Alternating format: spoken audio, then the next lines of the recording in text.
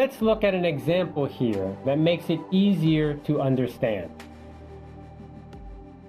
Here is a personal family situation. We have a father and a son. Maybe the situation is very familiar to you. The father says, "You cannot watch any television until you do some of the work around the house." And the son says, "I have some questions about what you mean."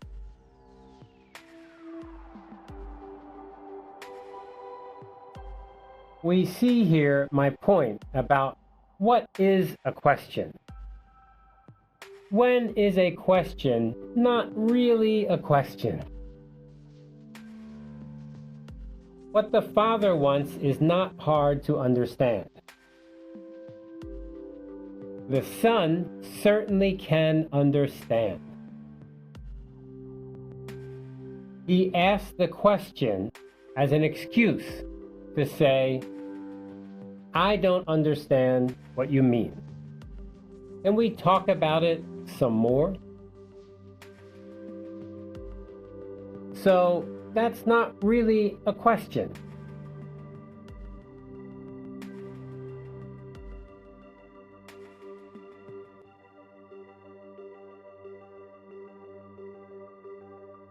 The father says, "It's very simple. Television is conditional on helping around the house." The father is trying to keep the information simple. Do chores around the house, then watch television. The son says, "May I inquire as to exactly what I need to do?"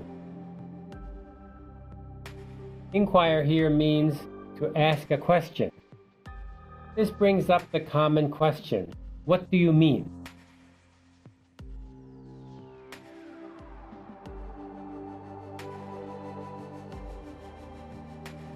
The father says, "The requirement includes cleaning your room and washing the dishes."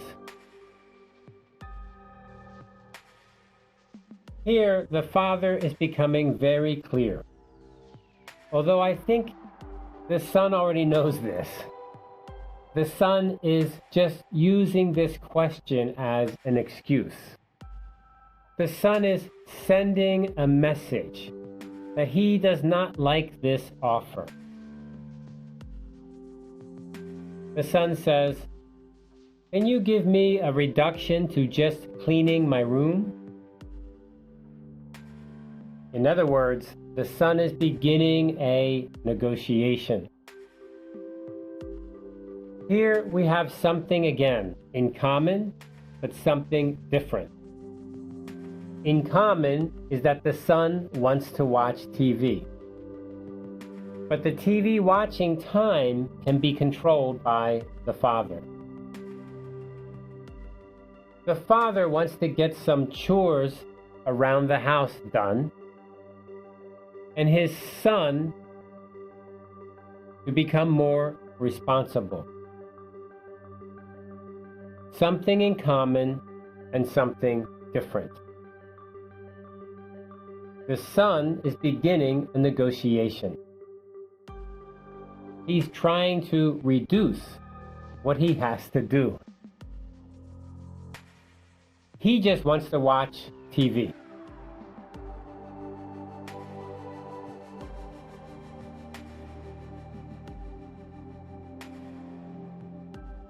The father says, "I think my offer is already very generous. I shouldn't let you watch any television." So now the father gets his negotiation position out. The father is stating his resistance point: do chores and no TV. The son's stated resistance point is TV and no chores. We have opposite positions here. These resistance points are what they say, but may not be their true resistance point. The son says, I see your point, but don't you think if I do all the work first, I'll be too tired to enjoy any television? Is this really a question? This is telling the father more information, but it does not look like a real question. The father says, that is a leading question and is not at all what I think. A leading question is a question that already has an answer. The father continues, maybe I should include mopping the floor also. The father avoids answering questions because it is not really a question. Rather, the father is going to increase the requirements. So then the son says, stay calm, Dad. I think your offer is very reasonable. This example is very simple. The father and son are negotiating, and the son asks questions. What do I really need to do? Why do I want to do that? Why do you think I should do that? Can't I do something else? These are not really questions, although they sound like questions. Actually, they say, I don't want to do that. This form of question is often used in negotiation. Very commonly, we see this. Let's look now at a business example.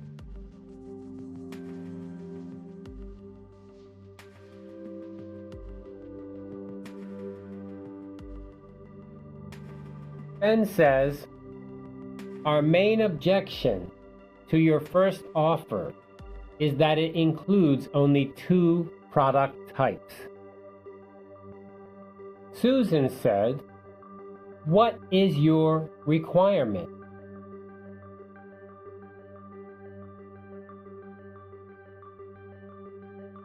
Ben says, we need at least 4 product types.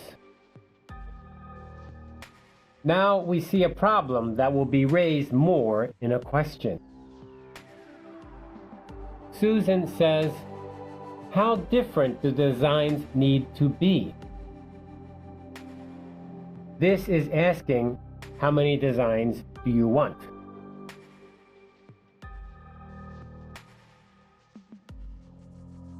Ben responds, we can leave this question open-ended for now.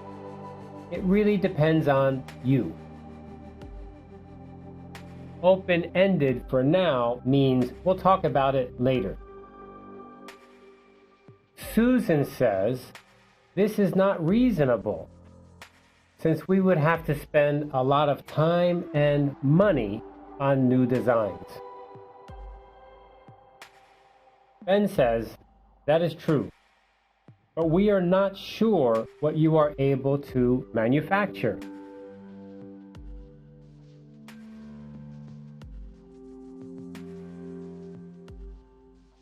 Susan says, what if we spend all that time and money to create more product designs, but then you just reject them? Ben says, if the designs are not good, we would have to refuse them.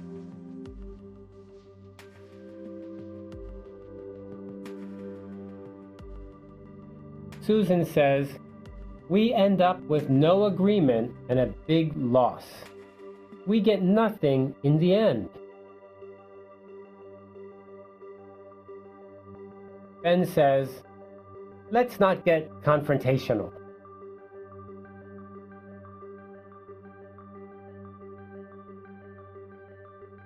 Susan asks, okay, let's explore this issue a bit.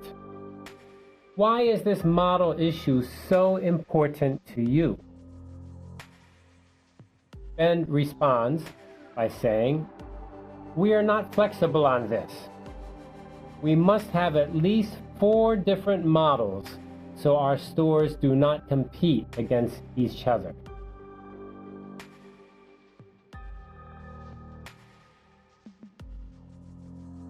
Susan says, if I understand your strategy is to put different models in different stores.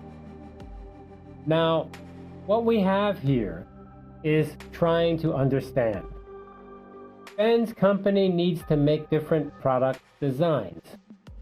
Susan's company designing the product and Ben's company is selling it.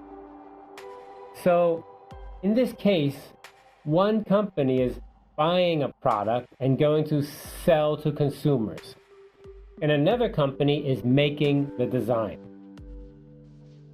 The company that is buying is saying, hey, we need to get more designs. Ben says, this is actually good for you.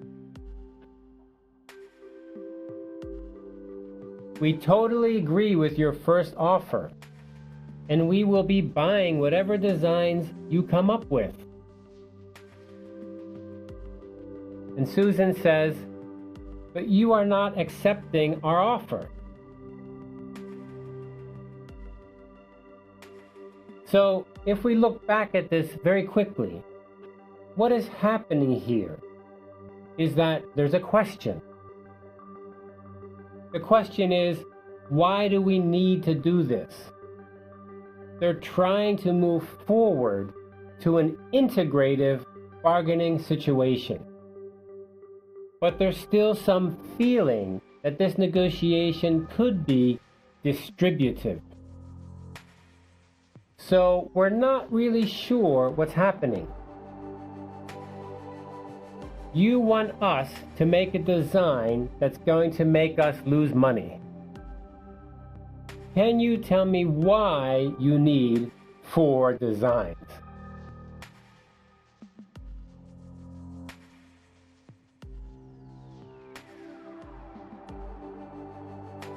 Ben says, our counteroffer is exactly the same as your first offer, only with more product models.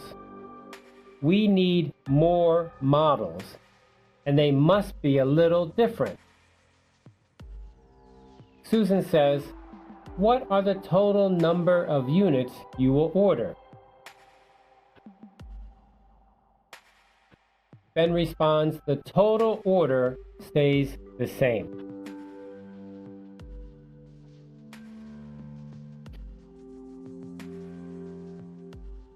Susan says, right. Can you appreciate we have higher costs for producing 4 models rather than just 1?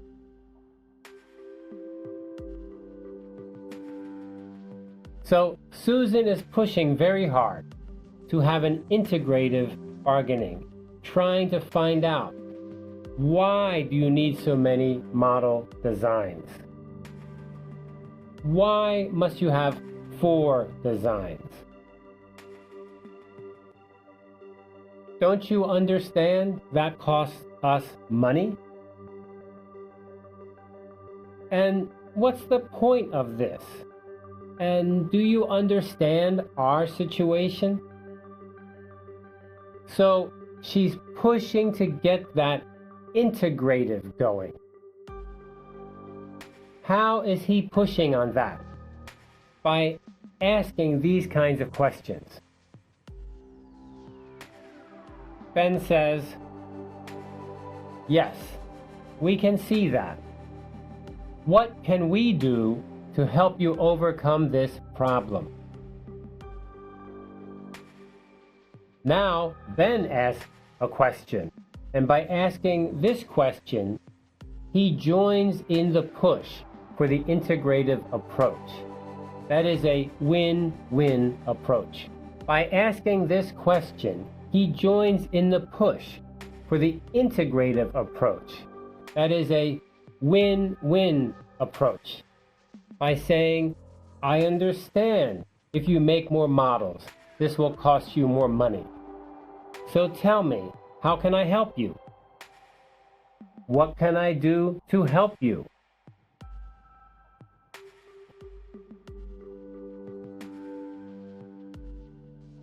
Then Susan says, if you could sweeten the deal by increasing the total units, then our per unit cost would be lower.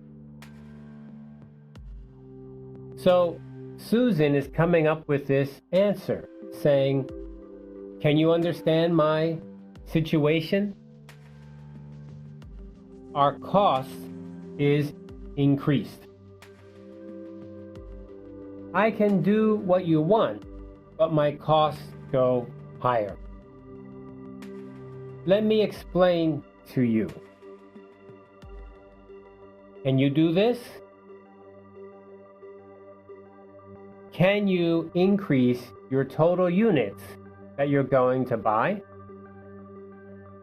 And that will help us decrease our production cost, especially in our per unit cost of production.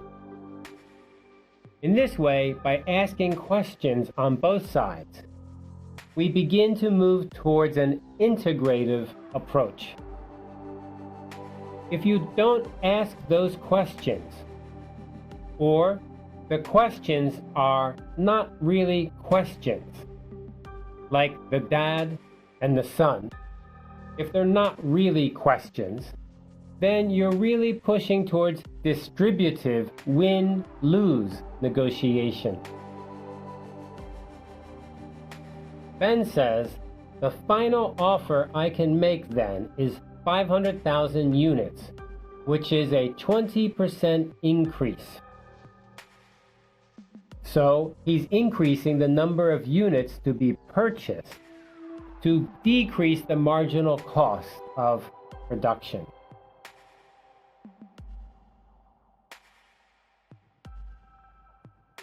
Susan says, that's not exactly generous, but it does help.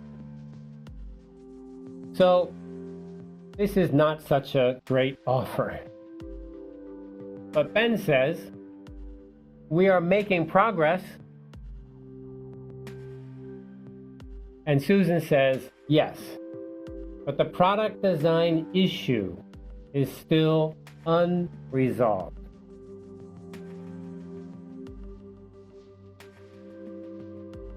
Ben says, as I said, we would like to leave that up to you. Susan says, but your offer is conditional on having 4 models. I don't think the product design should stay so informal. In other words, Susan is very worried she's going to make the design and Ben's company will reject it. She'll make 4 designs and 4 will be rejected. Then they'll make 10, they'll make 20, all costing money.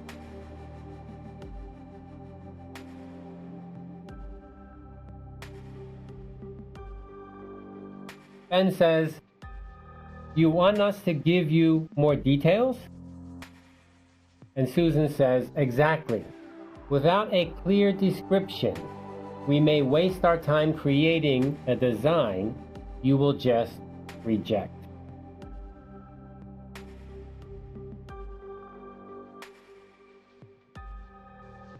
Ben says, we can revisit this issue after we have reached an agreement on the other details.